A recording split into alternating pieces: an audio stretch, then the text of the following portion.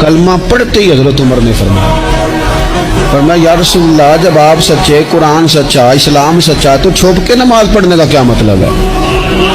फरमाया अभी तादाद ही कोई नहीं, 40 तो मुसलमान है। अर्ज की हुजूर मेहरबानी करें ना, आप सिर्फ इजाजत दें। 20-20 लोगों की सफ़ें बना दी गई। एक सफ़ के आगे हजरत उमर है, एक सफ़ के आगे हजरत अमीर हमजा है। जनाब उमर कहने लगे चूंकि आप अल्लाह के रसूल हैं तो लिहाजा नमाज भी आज अल्लाह के घर में पढ़ी जाएगी।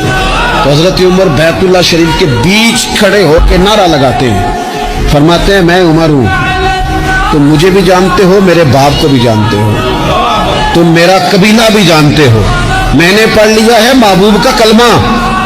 अब जिसने बच्चे यतीम कराने हो और अपनी बीवी बेवा करानी हो वो आए और मुझे रोके। ये महबूब अल्लाह के हैं और घर भी अल्लाह का है, तो नमाज भी आज अल्लाह के घर में पढ़ी जाएगी।